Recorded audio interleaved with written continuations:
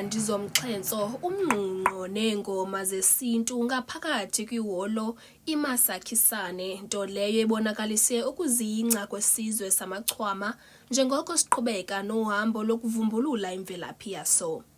Noxa uninzi lwesi sizwe lungaphumanga, eyona njongo yokuhlangana kwaso ibitsala umxhelo yayinamandla ukufundisana nokulungisa ulwazi olungachanekanga olujikeleze ilizwe iminyaka emininzi ibiyimiba ephambili.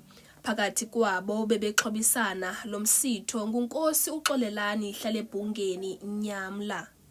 Uthi okhokho babo babesoloko beyazi eyona nyani ngemvelaphi yabo, kodwa babengakwazi ukuyilwela nokulwela umhlaba wabo ngenxa yolawulo lwamabhulu ngelo xesha babe bezinze kwiifama zalo mabhulu. Kudala inene siyazi uba asingawamaXhosa, kodwa ngenxeni yokuba sikhwele ezifameni zabelungu, sikhuswa ngabazali abahlala ezifameni zabelungu, bekunzima uthetha ngale nto ezifameni zabelungu ukuthi lo mhlaba sikuwo ungaba womkhulu. Kule ndawo ndikuyo nje inkosi yakho, kuba abazali bethu bebesoyika ukuzwa kwezifama zabelungu, besoyika ududula, besoyika nokulahlekelwa yimisebenzi. Kanyanzeleka silinde ithuba elide lokungena ezilokishini. Phaya ekhaya siphume ezifama ngo-1996 ukuya kungena edolophini, nekulapho ke qine khona into yembali yasekhaya sifunzwa ngayo uba sivelaphi nathina singamaXhosa. Ukanti uNkosi uHlalebhungeni uthi sele belithathile inyathelo lokuqala elisesikweni ukubuyisela iwonga labo kunye nobukhosi. Iyonke siswami yame kunye nobango singene kukomishini, salifaka ubango lethu, safumana incwadi ebuyayo ethi bayavuma balifumene ubango, kodwa ke bazasicontacta xa beqalisa ukuhlala ikomishini yabo. Sisalinde loo nto ke, kodwa ke singazulinda nomphelo, sisake sibaxokothe sibone uba bandawoni nabona. Ongumbhali-mbali unjingalwazi Jeffrey Brian Pierce nowaziwa ngomsebenzi wakho banzi kwimbali yeMpuma Kapa ebesisithethi kulo msitho nanjengoko ingomnye wabantu abancedisileyo ngembali yesizwe. Uthe yona nto yenza ukuba phande ngembali yesizwe emva kokuba eshicilele enye yeencwadi ezingembali yezizwe ezilapha eMpuma Kapa, kwabakho abantu abamkrwecayo bemxelela ukuba incwadi yakhe ayiphelelanga. Kulapho waphanda ngakumbi ze wahlangana nembali yesisizwe. Unjingalwazi uthi umnombo wangaphambili wawenza owawo umsebenzi wokuhambisa ulwazi ngomlomo.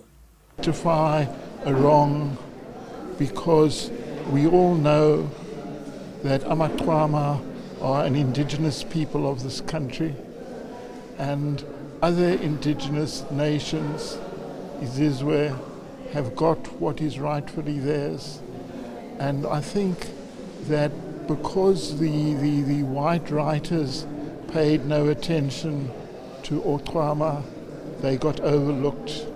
And therefore, when I was exposed to the umnombo of amaXhwama, I recognized the old Oxhwama, but I didn't know that they had been dispossessed to the extent and that the history was kept alive on the farms by people who did not have the skill to write, but they had the skill to remember.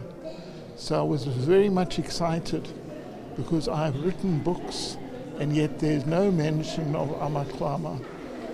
And so it is to rectify my own mistake. The important thing is that the people should write their own history. It should not be written by other nations. So I can play a role of technical support.